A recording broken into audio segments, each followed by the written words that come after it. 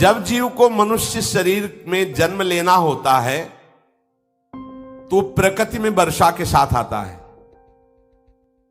प्रकृति में वर्षा के साथ आया और फसल में मूली, गाजर, गेहूं, अन्न, इनमें वो जीव प्रवेश करता है और उसे माता पिता दोनों पाते हैं। तो सप्तम धातु वीर के रूप में परिणित होता है जीव।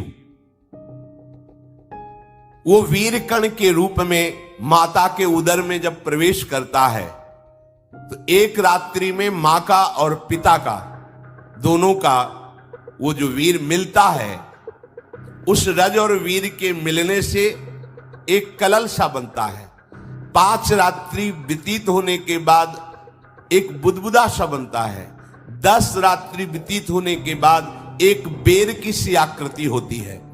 फिर उसके बाद उसमें धीरे धीरे मांसपेशियां बढ़ने लगती हैं।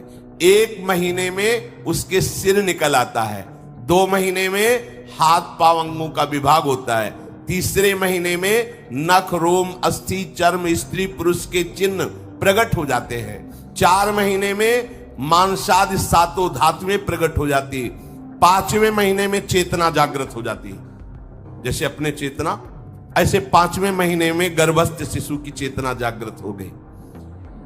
जीव है पर चेतना 5 महीने बाद मां के गर्भ में जागृत।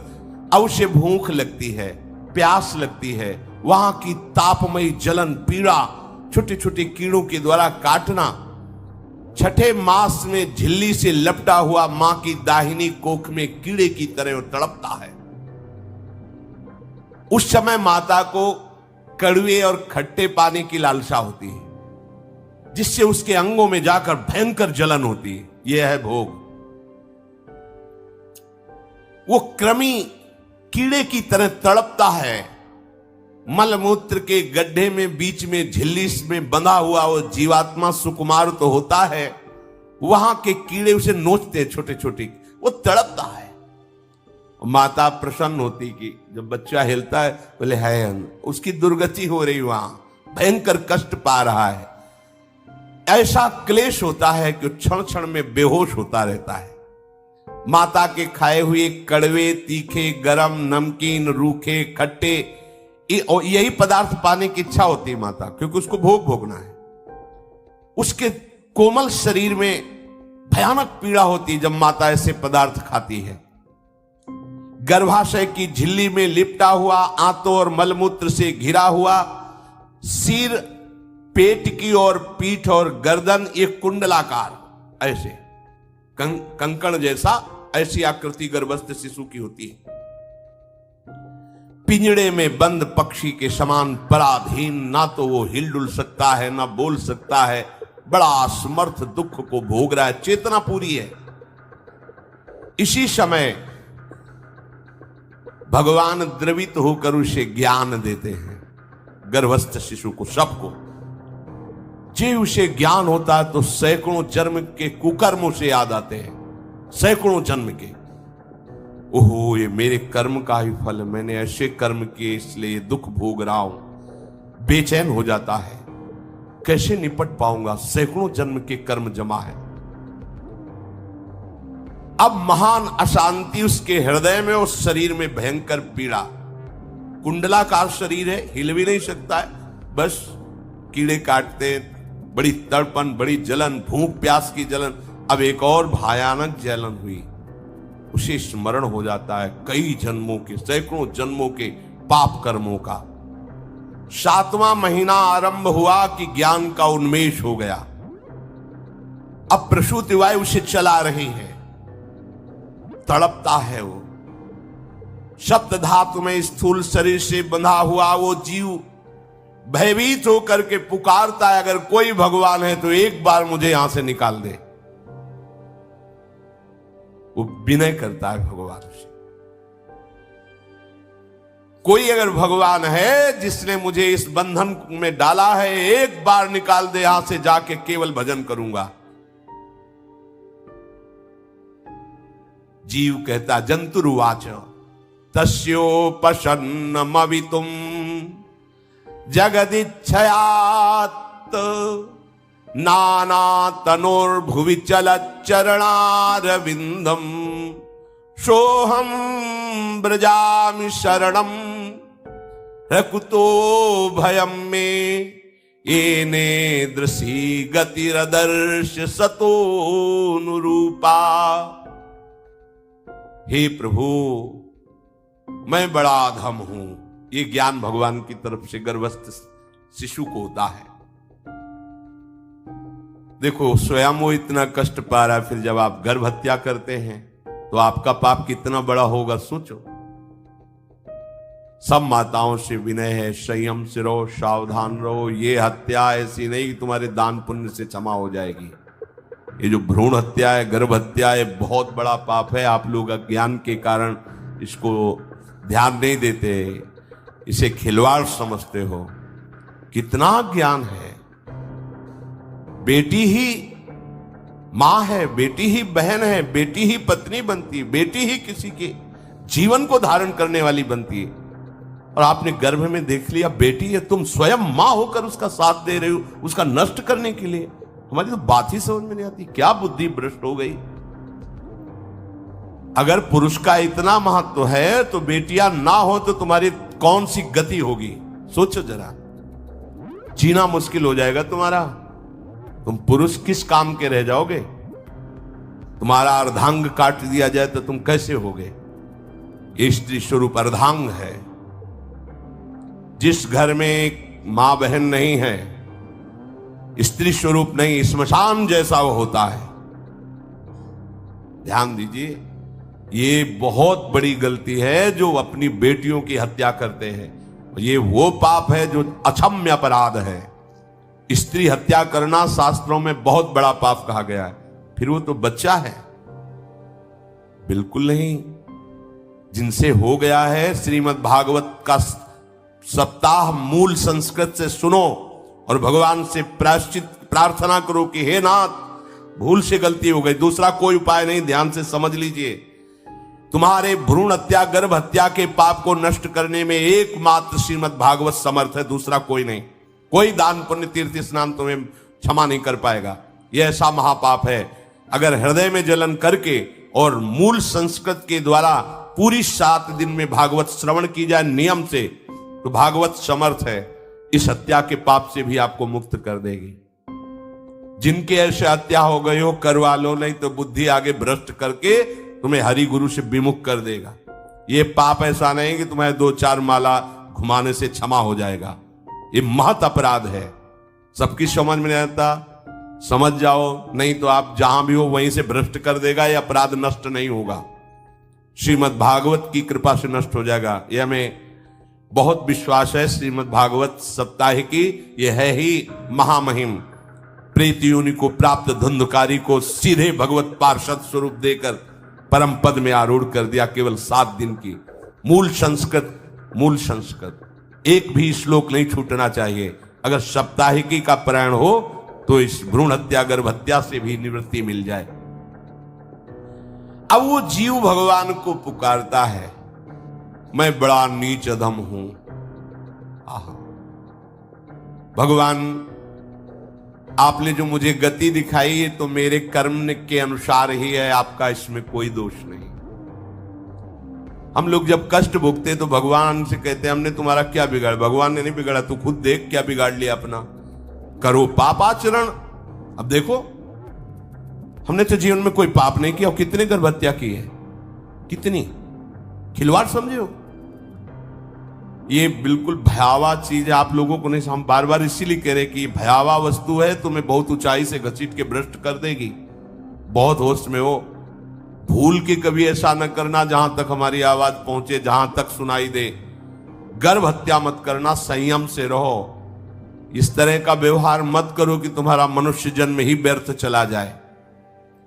इसमें तीनों को बराबर दंड मिलेगा, गर्भ हत्या कराने वाला, गर्भ हत्या की प्रेरणा देने वाला और गर्भ हत्या में सहयोग देने वाला। जो औषधि डॉक्टर या जो भी, तीनों को दुर्गति होगी। माता पिता प्रेरक और कर्ता। ऐसा नहीं कि आप डॉक्टर हो तो आपको गर्भ हत्या करने का अधिकार नहीं। आप डॉक्टर हो दूसरे के शरीर को स्वस्थ करके निरोग करने के लिए, हत्या करने के लिए नहीं। कोई भी हमारा संविधान ऐसा आदेश नहीं करता कि आप गर्भ हत्या कर दो, ना भागवतिक और ना भारतीय संविधान। ऐसा संविधान आदेश नहीं करता। अब वो जीव कह रहा है कि प्रभु मेरे योग्य ही है आपने जो मुझे दंड दिया है। मैंने सुना है कि आपकी शरण में जो आता है आप उसकी रक्षा कर लेते हैं। आपकी जो शरण में हो जाता है वो इस भूमि पर, भारत भूमि पर, विश्व पर निर्भय विचरण करता है। कोई उसे भय नहीं प्रदान कर सकता। प्रभु मैं इस माता के उदर में माया का रहस्य न जानने के कारण ऐसे कर्म किए कि मैं आ गया हूं। बहुत दुख पा रहा हूं। हे निर्विकार अखंड बोध स्वरूप परमात्मा, मैं बार बार नमस्कार करता हूं। प्रभु मेरे ऊपर कृपा कर दो, एक बार इस गर्भ से निकाल दो। मैं यहां से बाहर जाकर आपका निरंतर भजन करूंगा। ये वादा करके आए हम प्रभु से सब। प्रभु ने करुणा करके हमें चांस दिया है मनुष्य शरीर। प्रभु मैं बहुत जन्मों से इस समय स्मृति आ रही देख रहा हूं, कर्मों में भटकता रहा आपसे विमुख होकर के। ये जो मुझे अभी ज्ञान हो रहा है केवल आपकी कृपा से तत्कालिक है। तत्कालिक, एक तत्कालिक वैराग्य होता है। जैसे कथा सुनियो मन में आया कि अब तो भजन ही करना है, ये तत्कालिक है, स्थायी नहीं है। इसे स्थायी बनाओ। प्रभु आप अंतर्यामी हो, आप सब कुछ जान रहे हो। तीनों तापों की शांति के लिए भक्तजन आपका भजन करते हैं। मैं देहधारी होकर जीव माता के उदर में मलमूत्र से रुधिर की झिल्ली में फंसा हुआ माता की जठराग्नि के ताप से जल रहा हूं। प्रभु एक एक क्षण में यहां विकल होकर केवल इंतजार कर रहा हूं कि किस समय मुझे यहां से निकाला जाएगा। दीन बंधु यहां से कब मैं निकलूंगा। स्वामिन आप बड़े दयालु हो। आप जैसे उदार प्रभु ने मुझ गर्भस्थ शिशु को ये ज्ञान दिया। हे दीन बंधु आप अपनी कृपा से प्रसन्न हो जाइए। प्रभु एक बार निकाल दीजिए। मैं ऐसा भजन करूंगा कि दोबारा संसार के दुख में नहीं आऊंगा। कपिल भगवान कहते हैं हे माता, वो गर्भस्थ बालक शिशु भगवान से प्रार्थना करता है। भगवान का आदेश होता है, तत्काल प्रसव वायु धक्का मारती है। जे ही प्रसव वायु धक्का मारती तो उसको ऐसा भयंकर कष्ट होता है, जैसा पीछे लिखा है कि जैसे जिंदा किसी की चमड़ी उतारी जाए, ऐसा मां के गर्भ से निकलते समय उसे कष्ट होता है। वो अत्यंत कष्ट से व्याकुल होता है। उसी समय उसका वो ज्ञान नष्ट हो जाता है जो भगवान ने दिया था।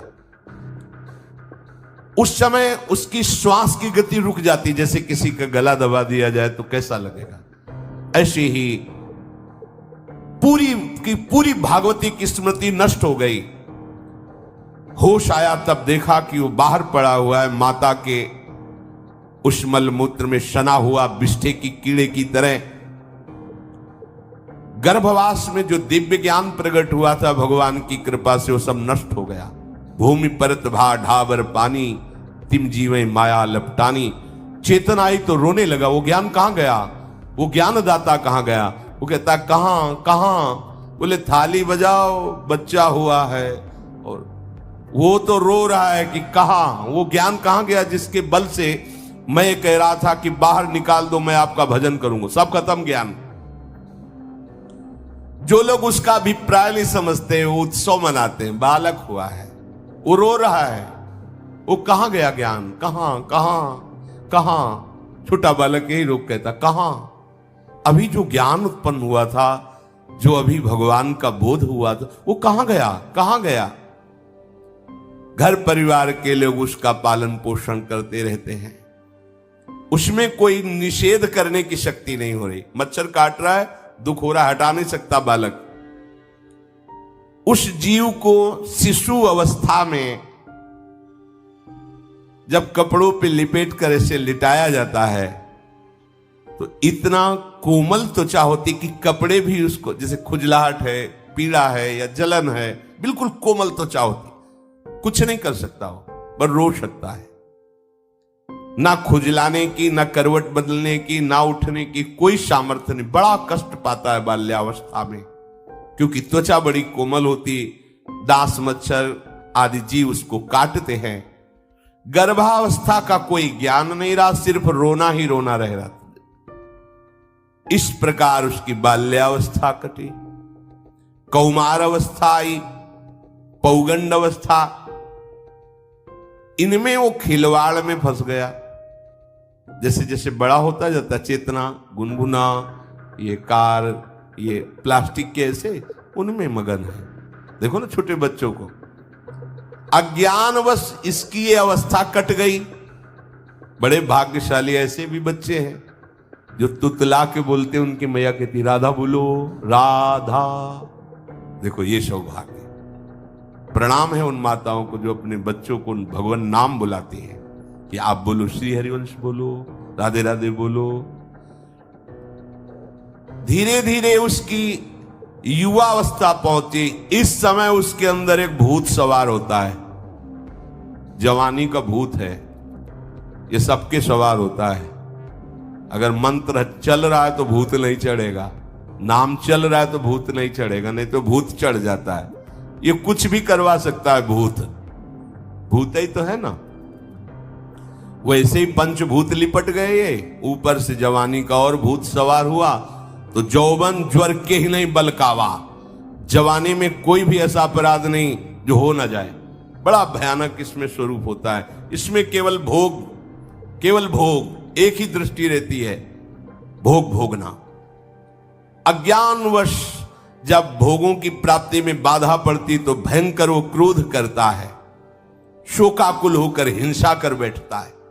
जैसी घटनाएं सुनने को मिलती हैं, राक्षसी घटनाएं, ये भूत है जवानी का। जहां कामना में बाधा पहुंची, क्रोध, क्रोध में वो समझ नहीं पाता कि मेरे जैसा ही प्रिय शरीर उसका है जो मैं वर्ताव कर रहा हूं। सदेहेन मानेन वर्धमानेन मन्युना करोति विग्रहम कामी कामेष्वंताय चात्मनः। जैसे जैसे देह बढ़ता जाता है, पुष्ट होता जाता है, वैसे वैसे भोग वासना और अभिमान बढ़ता जाता है। वो काम परवश होकर अपना नाश करना शुरू कर देता है। यौवन, वो फिर खोटी बुद्धि वाला वैसे ही पाप करने लगता है जिन पापों के कारण उसकी दुर्गति हुई थी, नरक आदि की, और मां के गर्भ में आया था। देहाभिमानवश निरंतर मैं करूंगा, मैंने भोगा, मैं वो भोगूंगा। उसे ये ज्ञान नहीं रहता कि मैं वादा करके आया हूं कि भजन करूंगा और इस संसार से मुक्त हो जाऊंगा। भूल गया। इसी शरीर से उसको फिर भयंकर कष्ट भोगने पड़ेंगे। इसी का नाम संसार चक्र है। अगर कहीं उसे सत्संग मिल जाए, सन्मार्ग में चल दे, तो माया भेजती है दो प्रकार के लोग उनको भ्रष्ट करने के लिए। एक जिह्वा रसेंद्री को और एक उपस्थेंद्री जनेंद्री के भोगों का समागम भेजती है। फ्री भोगो, ध्यान रखना, शास्त्र है, सत्य एक एक अक्षर है। जब किसी को सत्संग मिल जाता है तो सत्संग का प्रभाव होता है भगवत मार्ग में रुचि पैदा करना, प्रभु अच्छे लगना, प्रभु का नाम जप करना, सत्य मार्ग में चलना। जब तुम सतमार्ग में चलोगे तो दो प्रकार के लोग भेजे जाएंगे। बढ़िया हलवा, बढ़िया खीर, रबड़ी, लो प्रभु, पाव, आरोगो, रसेंद्री और फिर जनेंद्री। फ्री, कोई परेशानी नहीं, भोगिए आप। फिर वो ऐसे विषयी पुरुषों का संग करके वैसे ही पहले की तरह फिर पाप करने लगता है। बहुत होश में, बहुत होश में। इनको ऐसे लोगों का संग कराया जाता है जिससे सत्य, शौच, पवित्रता, दया, संयम, लज्जा, क्षमा, यश, मन इंद्री का संयम, ये सब सद्गुण नष्ट हो जाएं, ऐसे लोगों का संग कराया जाता है। ऐसे लोग बहुत हैं, वो आपको पैसा खर्चा करके वो आपको भोग दिलाएंगे। भोगो भैया, आप इनके लिए नहीं भगवत मार्ग में आए हो, आप प्रभु की प्राप्ति के लिए आए हो। बच्चों, सावधान हो।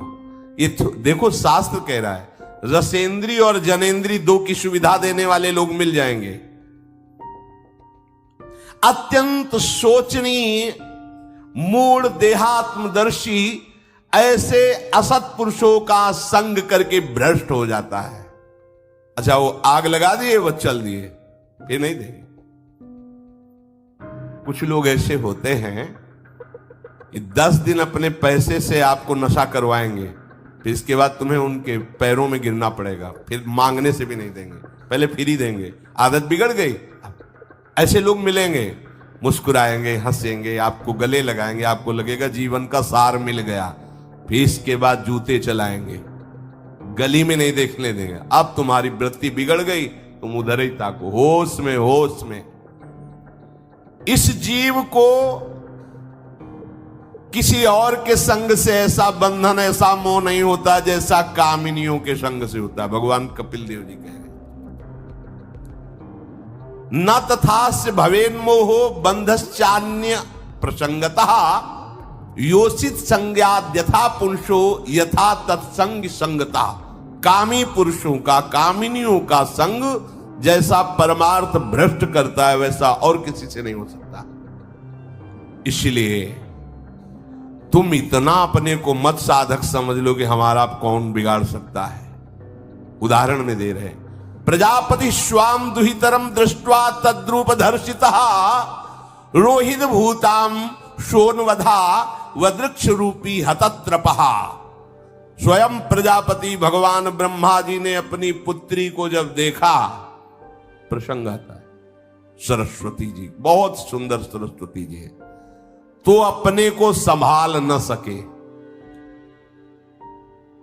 उनके रूप, लावण्य और यौवन के स्वरूप को देखकर भगवान ब्रह्मा जी आकर्षित हो गए।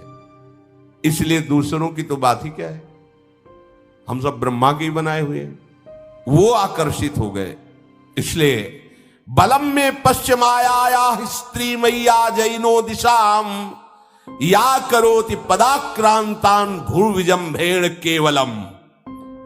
हे माता, मेरी माया का बल देखो, जो अपने पैरों से विश्व को कुचल सकते हैं, ऐसे दिग्विजयों को अपने पैरों के नीचे कुचल दे, वो मेरी माया है। देखो, बलम में पश्चिमाया स्त्री मैया जैनो दिशाम, जो 10 दिशाओं पर विजय प्राप्त कर सकते, उनको भी घुटने टिकवा दे, ये मेरी माया है। संगम न कुर्यात् प्रमदा सुजातु योगस्य पारम परमारुरुक्षु मत्सेवया प्रतिलब्धात्म लाभो वदन्ति या निरय द्वारमस्य।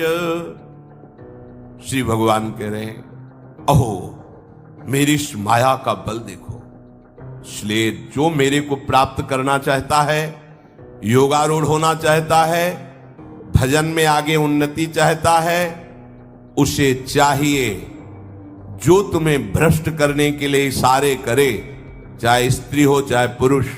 तजिए ताहि कोटि बैरिशम यद्यप परम सने। वो मित्र नहीं, वो माया के द्वारा भेजा हुआ दूत है। चाहे कोई भी हो, होश में तुम समझते हो कि बाजी जीत गए, भाग्य खुल गए, तरस रहे थे भोगों के लिए, मिल गए भोग। अरे नारकी गतियों से बचने के लिए तुम्हें अवसर मिला था, फिर नरक जा रहे हो। तुम समझते हो कि इसको भोग ले तो सुखी हो जाए, उसको जो भोग रहा है वो समझता है उसको भोग ले तो सुखी हो जाए। उसको वो पूरी सृष्टि इसी भ्रम में फंसी हुई है। होश में हो जाओ। जो परम पद चाहता है, भजन करना चाहता है, ठीक से मार्ग में चलना चाहता है, उसे शब्द भगवान के याद कर लेने चाहिए। चाहे वो स्त्री हो चाहे पुरुष, जो तुम्हें गंदी बातें सिखाए, गंदी बातें दिखाए, गंदी बातें करने के लिए प्रोत्साहन दे, जाके संग कुमति मति उपजय करत भजन में भंग तजोरे मन हरि विमुखन को संग। गृहस्थ हो तो धर्म के अनुसार अपनी पत्नी मात्र में सीमित रहो। ये उद्दंडता तुम्हारा नाश कर देगी। ये जो आज नई रीतियां चल रही हैं, ये भगवान ब्रह्मा जी ने अपने पुत्रों को बुलाया। चारों युग ये पुत्र हैं भगवान ब्रह्मा के, सतयुग, त्रेता, द्वापर, कलयुग। सतयुग से कहा भाई हमने रचा है नरक, तुम्हारा स्वभाव सत्य में स्थित होना है, इसलिए हमारी आज्ञा का पालन करो कि नरक खाली भी नहीं रहना चाहिए। तो उनका पिताश्री, जब हमारा स्वभाव आपने ही रचा है तो मेरे राज्य में कोई नरक जाए, भूल चूक से किसी को नरक नहीं जाने देंगे। त्रेता से कहा तो उन्होंने कहा कोशिश करेंगे अपने बड़े भाई का अनुगमन करने की। द्वापर से कहा तो उन्होंने कहा कोशिश करेंगे आपकी आज्ञा का पालन करने की। समझना। लेकिन जब कलयुग आया तो मुस्कुरा के बोला, पिताश्री जैसे बड़े भैया ने कहा मेरे राज्य में कोई नरक मेरी जानकारी में नहीं जा पाएगा, ऐसे ही मेरे राज्य में कोई स्वर्ग या परम पद मेरी जानकारी में नहीं जा पाएगा। मैं सीधे हाउसफुल करूंगा नरक। देख लो ना, शराब पीना, व्यभिचार करना, जुआ खेलना, चोरी करना, हिंसा करना, इसके प्रधान स्थान है। ब्रह्मा जी से कहा आप चिंता मत करो, जैसे बड़े भैया कहते हैं कि हमारे राज्य में कोई नरक नहीं जाएगा, ऐसे हम आपको वचन देते हैं। अगर हमारी दृष्टि पड़ी तो न स्वर्ग जाने देंगे न परम पद में जाने देंगे। तभी महाप्रभु कहते पाए जान जगत में सब जन कपटी कुटिल कलयुगी टंचू। कलयुग ने सबको देख रखा है, सबको अधीन कर रखा है। अगर बच सकते हो तो एक हरिनाम है, राधा नाम है, जो कलयुग का प्रभाव नहीं पड़ने देगा। इसलिए होश में, चाहे वो पुरुष हो या स्त्री हो, रिश्तेदार हो, नातेदार हो, कोई हो, जिसके संग से भोग वासना बढ़े, भगवत विमुक्ता हो, दूरी बना लो, तत्काल दूरी बना लो। वो मित्र नहीं, वो भारी दुश्मन है, जो तुम्हें फिर वही दुर्गति में ले जाएगा जो गर्भ में वादा किया वो नहीं कर पाओगे। भगवान कह रहे मैं इसलिए मना कर रहा हूं कि ये खुला हुआ नरक का द्वार है। वदंती या निरय द्वारमस्य, निरय माने नरक का द्वार, अस्य माने ये भोग विलासिता खुला हुआ नरक का द्वार है। इसका भाव यह है कि इसमें सुख तो है नहीं, सुख भासता है। भासना और है में अंतर है। जैसे रेत में हम देखते हैं सूर्य की किरणें पड़ने पर निर्मल जल भासता है, और प्यास के कारण हम दौड़े तो वहां बालू ही मिलेगी, फिर आगे भासता है, फिर भागे तो फिर भागने से प्यास बढ़ती जाती है, पानी मिलता नहीं। ऐसे ही परस्पर आकर्षण में सुख भासता है, होता नहीं। जब हम उसको स्वीकार कर लेते हैं तो एक मन में उदासी आती कि यहां वो तो मिला नहीं जो चाह रहे थे, तो वो दूसरा दिखाता है, वो आगे, वो उधर गया, तो फिर वो पूरा जीवन नष्ट हो जाता है। और मिला नहीं क्योंकि है नहीं, भासता है, सुख भासता है नहीं। प्रभु में सुख भासता नहीं, प्रभु में सुख है, भासता नहीं है। इसलिए जो भासता में लगे वो प्रभु में नहीं लग पाते, क्योंकि यहां भासता नहीं है, वहां भास रहा है, और है नहीं। यहां है, भास नहीं रहा है तो है का परिचय नहीं है, इसलिए वो यहां लग। और जो लग गया, नाच नाच के मीरा जी कहती पायो जी पायो मैंने राम रतन धन पायो। पति है। प्रथम रात्रि में मीरा जी ने राणा साहब से कहा कि आप हमारी बात शायद समझ सकते हो, आप हमें स्पर्श मत करना। मैंने सुहाग गिरधर के नाम का भरा है, मैं तुम्हारी पत्नी नहीं हूं। लोक व्यवहार के कारण तुम पति रूप में आए हो, मैं चाहती हूं कि तुम मेरा सहयोग करो। मैं एक पतिव्रता हूं गिरधर की। मेरे तो गिरधर गोपाल बैठे थे एक ही सैया में, उतर के चरणों में बैठ गए। मीरा जी के चरण पकड़े के हो भाग्य, मुझे ऐसे सौभाग्य मिला कि आपका पति होने का। एकांत में आप हमारी गुरु होंगी और समाज में आप पत्नी का स्वांग करेंगी, जिससे आपको विक्षेप नहीं पड़े। आजीवन निर्वाह किया, एकांत में गुरुवत मीरा जी के प्रति व्यवहार करते राणा साहब, और व्यवहार में मीरा जी पत्नी जैसा व्यवहार में बाहर, अंतर में ऐसी सदगति हुई राणा की जो बड़े बड़े योगियों को दुर्लभ है। मीरा जी जीवन में कभी भी किसी भोग को स्वीकार नहीं किया।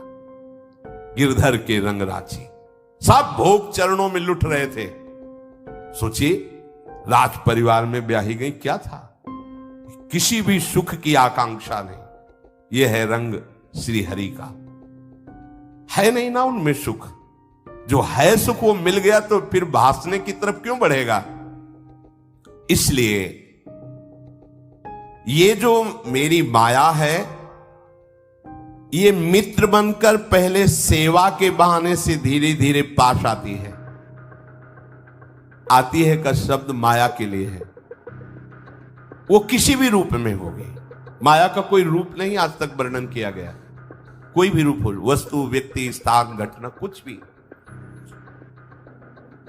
उपासक जब समझ नहीं पाता तो वही उसकी नाश का कारण बन जाती है।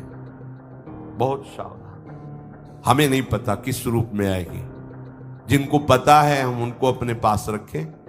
वो है नाम राधा राधा, फौरन पता चल जाएगा आपको पक्का। ये ठीक नहीं, नहीं बहुत श्रद्धा नहीं, बिल्कुल हटो, बिल्कुल हटो, अंदर से आए, बिल्कुल हटो। नहीं तो कोई समझाने वाला थोड़ी था बचपन से हमें कि भाई पास कोई हो, यही नाम। जहां कहीं कोई प्रियता, कहीं आश्रमों में, कहीं कुछ समझ में, हटो हटो हटो, ये नाम हटाते हटाते हटाते जहां लगाना चाहिए वहां लगा दिया। नाम अगर है अंग रक्षक तो तुम्हें माया से बचाता रहेगा, क्योंकि जिनकी माया है उन्हीं का नाम है। वो खूब अच्छे से जानता है, माया को पहचानता है। नाम आप नहीं पहचानोगे पक्का, क्योंकि वो बाहर से ही नहीं आती, वो अंदर से भी आती है। ये सब माया के ही पार्षद है। मन बुद्धि चित्त अहंकार सब माया में है। नाम चलेगा तो अंदर और बाहर दोनों जगह सुरक्षित रखेगा। पकड़ लीजिए। वो तिनके में ढके हुए कुएं के समान होती है। पता नहीं चलता कि कितना गहरा कुआं है। ऊपर से तिनके से ऐसा लगता भूमि, जे पैर रखा गिर गए कूप में, अब निकल नहीं सकते। जब मेरी माया में आसक्त हो जाता है तो अंत समय फिर उसी माया का स्मरण आता है। वही सब मैं और मोर तोड़ते हैं। अब वो फिर उसी चिंता से फिर वही फंस गया, फिर वही दुर्गति प्रारंभ। तो हे माता, जो हरि से विमुख हैं उनका ये चक्र चलता रहता है। पुनरपि जननम पुनरपि मरणम पुनरपि जननी जठरे शयनम। इसलिए मुमुक्षु उपासक को चाहिए कि ना कोई भय स्वीकार करो, डरो मत माया से। देखो भगवान के वचन, ना किसी के सामने दीन हो। भक्ति की दैन्यता अलग है, विषयों की दीनता नहीं। ये साधु में कभी नहीं हमने देखा, किसी भी साधु में ये नहीं। साधु है ये नहीं होगा जब मर जाए पक्का। और साधुता नहीं है तो फिर इतना ही है, फिर और रही क्या गया है। फिर साधुता में ये तो नहीं होता पक्का। हम कहते हैं बहुत हजारों संतों से मिले, ये नहीं होता। अरे रिद्धियां सिद्धियां मारी घूमती पीछे, वो हाथ फैलाएंगे। हाँ, आचार्य आदेश के कारण रोटी मांगते हुए बड़े बड़े सिद्धों को देखा गया। टुकड़े रोटी के मांगने, आचार्यों का आदेश है। भिक्षा औषधम अन्नम, भिक्षा रूपी अन्न रूपी औषधि से उदर पोषण करे, ऐसा आचार्य, चाहे वो भगवान शंकराचार्य हो, चाहे आप प्रेम के उपासक हो। भूख लगेगो मांग खाऊंगो, गिनो न सांझ सवेरो, ब्रजवार छिन के जूठ टू करो, घर घर छाछ महेरो, ऐसो कब करी हो। बस साधु 30 मिनट के लिए केवल भिक्षुक बनता है और 23.5 घंटा के लिए बादशाह रहता है। मिले तो ना मिले तो बस भिक्षा बादशाह। जाय न चाहे कबो कछ तुम सन सहज सने, बसो निरंतर तासुर सुराउर निजगे। साक्षात भगवान हृदय में खेलते रहते हैं। दीनता नहीं होनी चाहिए। ये भागवतिक दैन्यता अलग है, ये दलिद्रता रूपी दीनता नहीं होनी चाहिए कि ठंडी लग रही कपड़ा दे दो, देखो हमें तीर्थ यात्रा करनी पैसा दे दो, हमें यज्ञ कर। कौन सी यज्ञ करनी तुम्हें? कौन सी यज्ञ? श्वासों को बोलो राधा राधा राधा, एक एक श्वास की आहुति, इससे बड़ी कोई यज्ञ होगी? पूरा जीवन समर्पित, इससे बड़ा कोई तीर्थ होगा? अरे जहां चरण रख दे वहां तीर्थ प्रकट हो जाए, ऐसी भक्ति की महिमा होती। तीर्थ ही कुर्वन्ति तीर्थानि। ये दीनता नहीं होती साधुओं में, पाखंड में होती। दीनता साधुता में नहीं होती। इस विषय की ये दे दो बाबूजी। अरे धिक्कार है, धिक्कार है। कहा वह मोर दासा, करे तुच्छ नरन के आशा, तो कहो कहां रहा विश्वासा। जिसने बिना किसी सहयोग के 1 सेकंड में अनंत ब्रह्मांडों को रच दिया, वो हमारे स्वामी है। इसके बाद तुम ऐसे मांगते घूमो, कहां दासता रही? भय, जिसके भय से मृत्यु भी भयभीत होकर काम कर रही, जिसके भय से सूर्य चंद्र प्रकाशित हो रहे, जिसके भय से पृथ्वी जल में नहीं डूब रही, वो हमारा स्वामी है। फिर हमें भय किससे? मोह, चराचर जगत मेरे प्रभु का अंश, बस इस बात से प्रीति है, कोई शारीरिक संबंध से नहीं, माता पिता भाई बंधु नहीं। हमारा संबंध नाते नेह राम के मनियत सुरत सुस्नेह, जहां लो जितने भी संबंध है केवल आराध्य देव के संबंध से। बस निसंग भाव से वो फिर भगवत प्राप्त हो जाता है। ये सावधानी रखनी। निसंग भाव, कोई मित्र नहीं, कोई शत्रु नहीं। इस माया में संसार से मुक्त होने का यही उपाय है। भय नहीं, दीनता नहीं, मोह नहीं, किसी का संग नहीं, अपने श्यामा श्याम श्यामा श्याम श्यामा श्याम, उनके नाम के, उनके आश्रित, वो आगे से आगे ऐसा दुलार करते हैं, आपको सोचना ही नहीं पड़ेगा। जैसे माँ को पता है बाल भोग कब कराना है बच्चे को, कौन सी पोशाक धारण करानी है, कहाँ उसको खेलने ले जाना है, ऐसे ही हमारे प्रियालाल को पता है ये दास है, इसको कब क्या। सच्ची मानिए, आगे से आगे व्यवस्था उनकी। आश्चर्य में हो जाओगे आप जब अपना अहंकार उनको समर्पित कर दोगे। हम अहंकारी जीव अपने अहंकार के कारण धक्का खाते घूम रहे। नहीं, अखिल कोटि ब्रह्मांडों का सृजन करने वाला प्रभु है। 4 लाख योजन का एक पहाड़ केवल है, सोने का प्योर सोने का, मिलावट नहीं। 4 लाख योजन, 1 योजन 4 कोस, 1 कोस 3 किलोमीटर। कितना एक से एक रत्न इस पृथ्वी में है। ऐसे मालिक के गुलाम हो, ऐसे हाथ फैलाते घूमो। राधा राधा।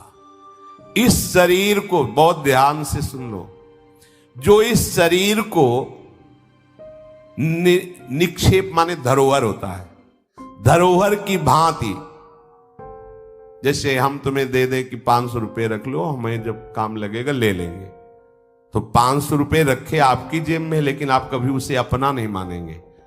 अगर कभी आवश्यकता पड़ी, किसी ने बताया भी कि 500 रुपए आपकी जेब में, नहीं, वो तो धरोहर है। जब वो मांग लेंगे तो उनको हम खर्चा, धरोहर का खर्चा स्वयं में नहीं किया जाता। ईमानदार आदमी धरोहर को जैसे रखा वही, ये नहीं कि हम 500 खर्चा कर लेते हैं फिर कमा के 500 दे देंगे, नहीं, वही सेम टू सेम वैसे ही वापस होगा।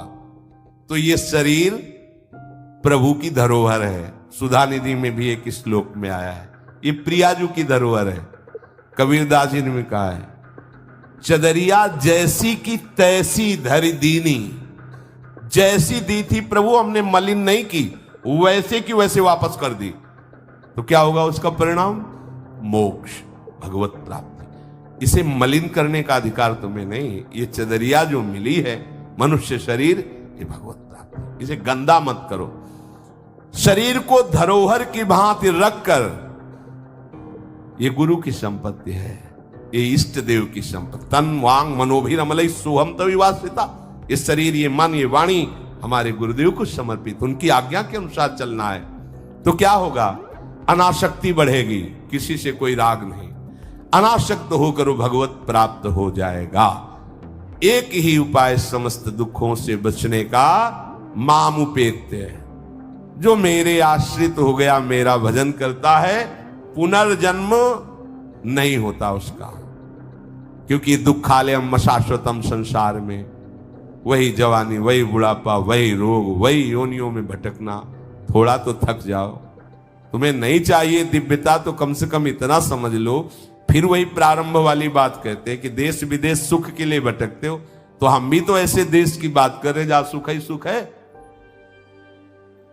जहां काल की भी चाल नहीं है, वो है निकुंज देश। निकुंज देश के राजा हैं श्यामा श्याम। चलो ना वहां, राधा राधा रूपी धन कमाओ, यहां किसी से व्यवहार न करो, प्रेम का व्यवहार भगवत समर्पित करो, राग द्वेष का व्यवहार मत करो, तो इसी जन्म में ये कर्म परंपरा खत्म हो जाएगी। पता नहीं कौन कौन सी योनियों में हमें जाना पड़े मां के गर्भ में। इसलिए भाई ये आखिरी जन्म होना चाहिए, ऐसा कर लो, ऐसा धन कमा लो जो तुम्हारे साथ चले, वो है राधा नाम। अब जीवन में धोखा ना होने पावे। सबसे प्रार्थना है बच जाओ, आगे और कलयुग भयानक रूप लेके आएगा, आपसे भजन नहीं होगा। अभी देख लो, न खान पान पवित्र है, न संग पवित्र है, न दृश्य पवित्र है, आगे तो और भी। ये ऐसा समय पैदा करेगा कलयुग कि कोई राम कृष्ण हरि नाम सुनाई नहीं देगा। भाव भ्रष्टाचारा सब संसारा धर्म सुने नहीं, कहीं स्वाहा स्वधा तो खत्म होता जा रहा है। देख लो, पहले यज्ञों की भरमार होती थी, कहां यज्ञ हो रहे हैं। ऐसे ही अभी सत्संग सुनने को मिल रहा है। कितनी जगह सत्संग होता है, भगवत प्राप्ति का कितनी जगह सत्संग होता है, खोज लो आप पूरे भारत में। कितनी जगह शुद्ध शास्त्र सम्मत भगवत मार्ग की बात मिलेगी। कितने नाम जापक रह गए हैं। वास्तविक आगे चल करके आपको सपोर्ट ही नहीं मिलेगा भक्ति का। जैसे अभी डरने लगे कि अगर तिलक लगा के जाएंगे तो ऑफिस वाले क्या कहेंगे। स्कूल में तो कंठी और तिलक ही नहीं धारण करने दिया जाता, बच्चे कहते हैं। घर में कहते हैं तुम सुहागवती हो, कंठी तो विधवा धारण करती हैं। कैसा दुर्बुद्धि घर वाले। और ठाकुर सेवा, ये तो विधवाओं का काम होगा। सच्ची सौभाग्यवती वही है जिसने ठाकुर सेवा स्वीकार कर ली। सच्चा मंगल सूत्र कंठी ही है जिसने हरि का पहन लिया। कैसी मंद बुद्धि है लोगों की। ऐसी मतलब सौभाग्यवती भी कंठी पहन सकती है, तो हमें लगता है इससे बड़ा दुर्भाग्य क्या होगा, हम इसे सौभाग्य मानेंगे। राम हरि कृष्ण बोल न पावे, कंठी न धारण करे, रज न धारण करे और उसे सौभाग्यवती, तो कौन सा सौभाग्य। मरण धर्मापति, कुछ दिन में वो भी मरेगा, फिर बनना क्या बनना। न भजन लायक रह जाओगे, न संसार लायक रह जाओगे। प्रार्थना मान लो, थोड़ा कड़ुआ लगेगा लेकिन बहुत मीठा है परिणाम इसका। यत् अग्रे विस्मयो परिणामे अमृतोपमम्। जिसमें शुरुआत विष जैसी लगे उसका परिणाम अमृत में होता है।